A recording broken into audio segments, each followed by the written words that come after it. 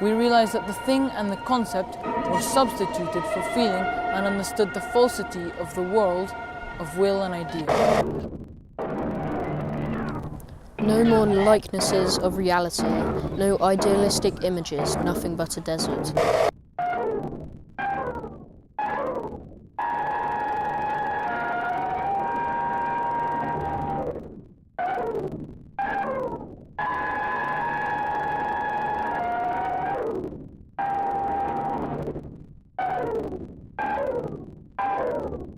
The contours of the objective world fade more and more, and so it goes, step by step, until the world, everything we loved and by which we have lived, becomes lost to sight.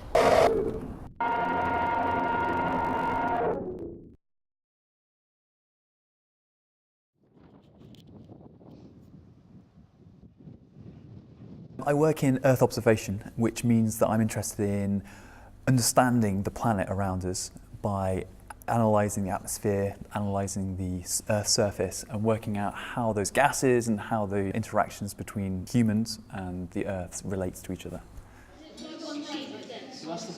I've been involved in invisible dust for quite some time, since the conception when I met Alice. And the really exciting aspects of being involved with artists is the fact that artists can and have the freedom to express different points of view in any way that they want.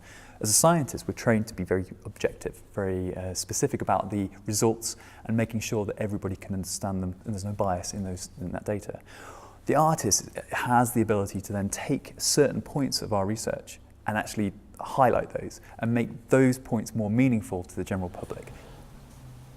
The main thing about the Invisible Wave project that interested me was the possibility to look back at a body of work I made relating to satellite photography and representations of the Earth and the landscape, and sort of reframing it in the context of climate change.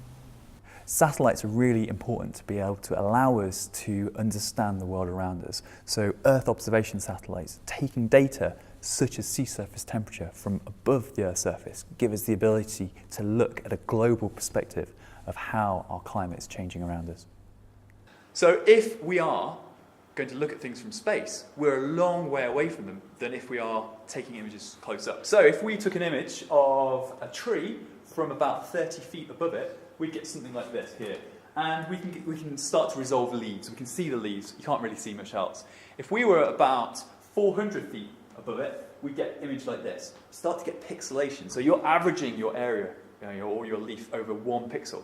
Going higher up still to about 5 kilometers, your tree is now kind of blurred into big pixels. So now we're looking at resolutions of about 0.5 meter.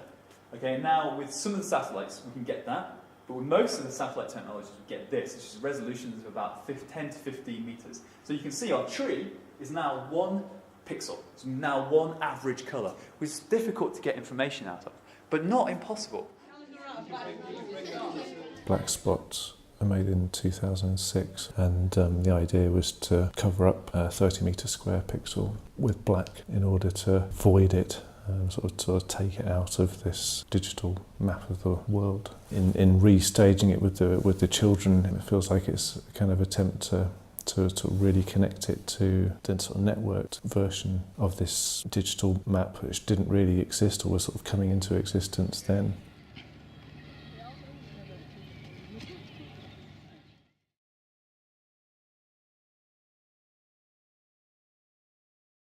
At the beginning, there was nothing, and boom, we have the Earth.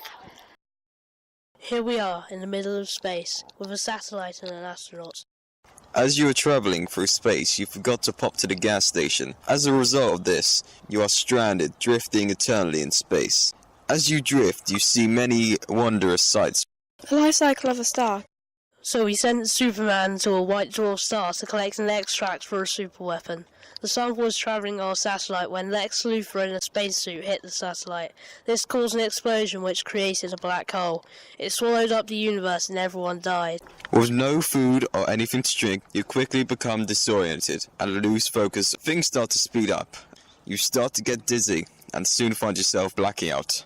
There is nothing but blackness. And boom!